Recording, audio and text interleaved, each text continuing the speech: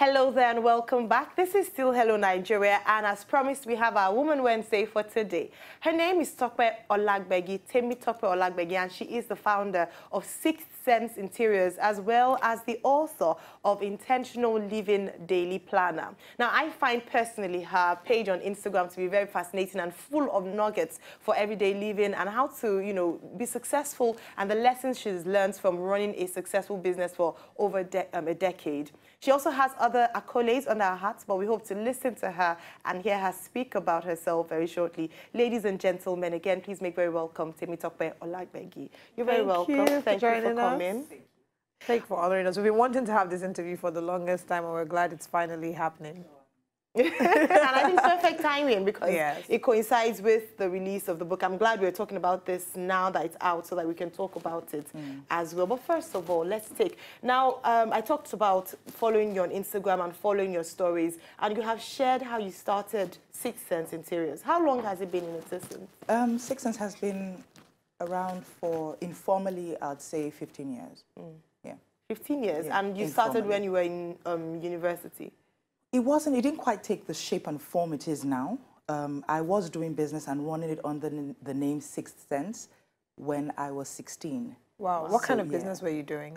It started by selling underwear, and then I progressed to selling clothes, and then I opened a store, and then I opened a nail studio, and then I opened a mini supermarket. So my question is, did you watch anybody in your family do business? Because sometimes some people will tell you, oh, my mother or my grandmother handed it down to me. Or was this just something you knew by yourself how to do? I would say, okay, both my parents are professionals. My father's an engineer, my mom is a zoologist. And so I don't think any of them had the business inclination whatsoever. However, certain things need to happen in your life. And then when those things happen, they kind of dictate everything else that happens, And so it so happened that one of my parents got retired, and it hit me that having worked for this long, and at the end of the day, there was practically no gratification whatsoever. At the age of 15, 16, it kind of did something to me.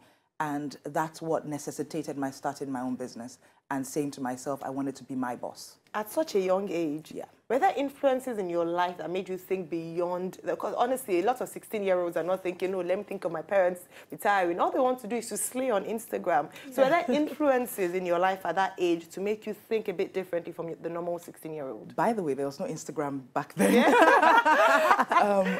Well, were there influences? I would say certainly there were. But I guess there were subtle influences. But I'd say one of the things that I kind of did early was introspect. Yeah. So I was a kind of child who, when stuff happened, would go back and then replay those things. And I suppose that influenced so many of the decisions that I took. And I don't want us to negate the fact that there are really strong spiritual influences that happen in our lives. And so if we take credit for those things, then we're really jokers. Yeah. Okay, so now let's talk about the point where you switched business. So you studied accounting in the University of Lagos, and you had started working as an accountant. No, I never did work as an accountant. So how did you decide you wanted to take interior decoration as a business? So truth be told, by my first year in school, I kind of knew that maybe accounting was not for me. Yeah. I realized, and thankfully, that I didn't have the brains for numbers. And so it was natural for me to begin to look for, and that's what really happens with us. When you're disinterested in something, or when you find that you're not getting exactly what you hope to derive from something, we naturally gravitate to other areas, And so with everything that happened in my family, I just gravitated into doing business. Yeah, and it started incidentally. It was actually my roommates that put the idea in me. Fast forward, so let me try to tie it into interior design. So fast forward my year 4, having done businesses and getting bored of those businesses, I found that I was constantly being called to please help redecorate our bed spaces. Yeah, and there will be such a waiting line for me to, and so I thought about it and I'm like, if everybody's waiting for me to help them with their bed spaces, and albeit everything that I got were local in the market, nearby market in Yaba. So it was a wonder to me, how come people weren't towing that line and they had to wait on me. So that said something to me. So my fridge, for instance, was an old beaten down fridge, but then I had wallpapered it. And people would ask, oh, where did you get this fridge from? And I'm like, it's wallpaper. Yeah. So I suppose. Fantastic. Now, from obviously leading to you here 15 years afterwards, running a successful business, we cannot go into details, unfortunately, because of the constraint of time. But it's very clear that from a young age, you were intentional about living life. You didn't let things happen to you. You made things happen. Unfortunately, as Nigerians, many of us are waiting for the government to do things for us. Many of us are waiting for an uncle or a parent to do things for us, and we forget to take charge of our lives. What would you say to that? And is that what birthed the book? Well, it's a book, it's a journal, but it's a resource that people can use, you know, to help them live intentionally. Where did this idea come from? How did this dream start? This idea probably had been in the offing for years before now. So I'm the kind of person who would walk into a store and gravitate towards the notepads and the stationery section. And that's because I introspect, I write a lot. I'm also a dreamer, so I always pen things down. And as such, I would have different pretty books, you know, all over my space. And then I'd have a prayer book, I'd have a meeting book, I'd have a learning book for my personal development. I have a book for vocabulary, new vocabulary that I've learned, you know. And so I said to myself, you know what, it will be fantastic to have everything together. So what happened was, sometime last year, I stumbled on one of my journals and I was amazed at the space I was in at that time, right? And this was like 10 years ago. I kept reading it and I was actually giggling to myself and I was like, was this me thinking like this, you know? And it fascinated me. So many people have those thoughts, have penned down things, but they scribbled it on paper and it got missing. Or on their phone notes pad. Exactly, and the phone crashed. My story. Exactly. Sorry about that. You know, but I'm not saying that the book can be burned or anything of the sort, but I'm just saying that there's something about having all your thoughts in one book, you know, and so that was actually that's the inspiration behind having your spiritual, having your introspection, having your to-do list, your meetings, your money, your budget, everything on one page. Okay, speaking about the book being burned, we hope this one doesn't get burned. We pray that nobody gets a copy and it gets burned. But you've lost more than a book in a fire. Yeah. There was a time when your whole business razed down to the ground. How were you able to come out of that space? Because I can't imagine what it will feel like to be in your position at the time. Okay, it's not even an experience I want to relive, actually. But I was in that store on that day, and I had just offloaded a container of leather furniture in that store. And one of the reasons why I was there was just to get the sofas arranged. And it was a power surge, and my air conditioning caught fire. And I'm telling you that within 25 minutes, everything was razed down. I was owing the bank. This was my livelihood gone down right before my eyes. How did I feel? Dejected, not knowing where to start. But there's always something on the inside of us, and I want to call it resilience, that happens when you've built the kind of character that that is necessary for times such as this. And so nobody prepares for it, but we are actually meant to prepare for these times because they do come. I had to get back on my feet. Failure was not an option. Failure is not an option, still is not an option. And it doesn't matter how many times I get down. It doesn't even matter how many times it seems like I'm failing. I know that deep down inside, that resilience would kick me back into struggling to becoming a better version of my old self. Yeah. Brilliant. I mean, I love one thing I would definitely take away from that, and I hope people who are listening and watching will take this away. Failure is not an option. It's not. And that's something we've seen with successful people. You can't have, it's not even, you just keep going. Yeah. And I'm really glad. How is business now? Have you bounced back or still on Absolutely, your way? And not just with interior design, you know, because prior to now, I actually thought that that was like the only gift that I had, you know, and I'm going to make reference to the Word of God, and it says that the gift of a man will make a way. And when I learned that the gift of a man makes a way and not the way, it put things in perspective for me, because a way means it's an entry port, all right? And so I can be any and everything. I can be an author, I can be a jeweler, I can be a fashion designer, I can be anything that I desire to be. And so nothing and no one should lock us into a space. You know, success is not determined by the one thing that you've learned to do. Success to me means that I achieve family success, I achieve spiritual success, I achieve success in whatever it is that I find my hands doing. And that's an area we'll be looking at very shortly, having success in all these areas and being able to strike a balance. When we come back from the break, we're speaking with Temitope Olagbegbi, the founder of Sixth Sense Interiors and the author of Intentional Living Journal. We'll be right back. Thank you.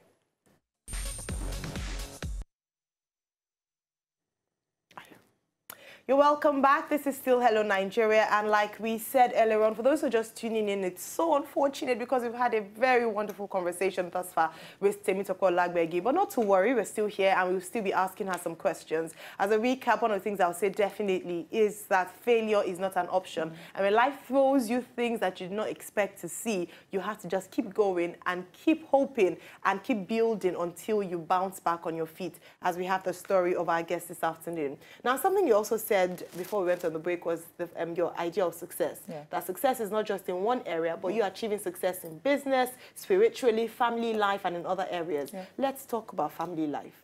I was saying to Olive before we came back that I've known you for many years, since I was a teenager. And I remember that we used to look at you and your husband then in admiration. People say what you see outside is not sometimes what goes on inside. Yeah. But thankfully, I mean, over the years, you've proven that it wasn't just, it was the real deal.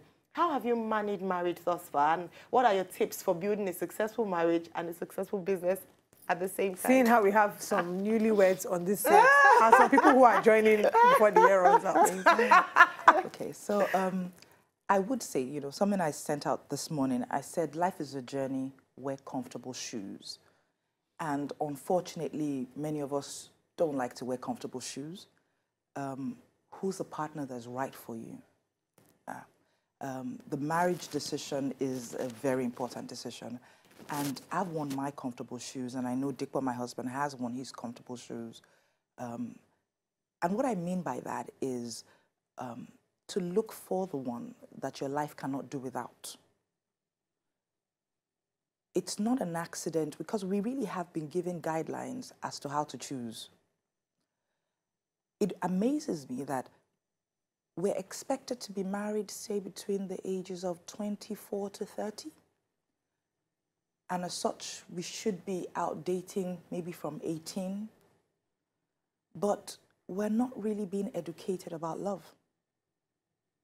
And so I'm going to give my parents credit that although they had their fair share of challenges, what I did see was a good picture of how the role of what the role of a woman is and what the role of a man is, right? I saw that picture, and I wanted to do it even better. And so when Dikwa and I met, yes, we dated for 3+ years. However, it wasn't dating without definition. We knew what we wanted, and we had a picture, a vision of where we wanted to be. It's also interesting to note that the same way you probably were watching and we didn't know, our children are watching as well. And so we're the first books they read on love. Yeah. And if you ask most people what the definition of love is, they would say things like attraction, and they would say things like feeling, you know. But then the definition we hold in our home is that love is patient and love is kind. Love doesn't hold grudges. love is not boastful, love does not glorify itself, right? And those are all the nuggets that we have been given prior to now. If that came first and everything else came secondary, I'm sure a lot of people will thrive in marriage, right? Am I patient? And those are like questions that we often ask ourselves. Am I being irritated for nothing? Am I really being patient? Have I forgotten the grudge of yesterday? Am I hopeful? Very annoying things to think about when you're upset.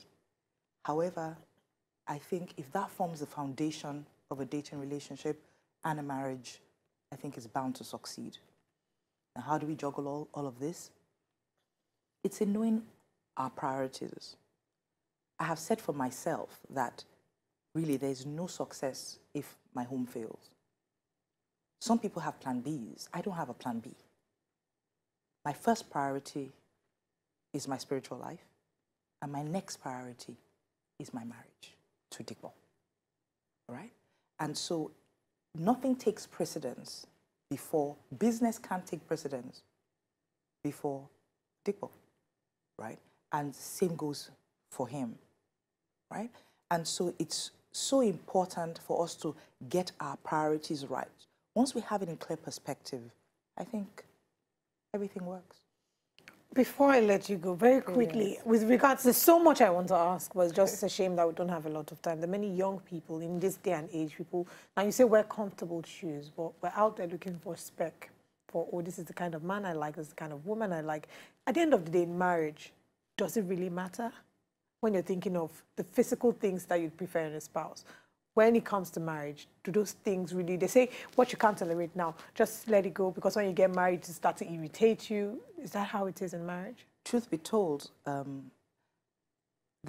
things that you like, so I don't want to talk about physical, I want to talk about everything else. The things that you like in your dating partner are sometimes the things that upset you the most when you get married. Yeah. And so we say, oh, the guy is patient. And then when he's overly patient with your driver, you're like, yeah. And so I'm not saying that those things don't matter. You know, they're really important. But I think there are so many more important things, right? How do we make decisions? Okay, how do we settle conflict? How much does he respect my values and my goals and my dreams, right? How's his faith like? Does he have a spiritual figure that he reports to, right? How are conversations, well, really, I'm writing a book on what are you talking about is the title of the book. Beautiful. Yeah. It's a workbook, actually, for those dating. Because half the time you find that you're talking about everything, but nothing. And so the things that we really need to know, we don't know. Yeah. Yeah. We don't know about finance.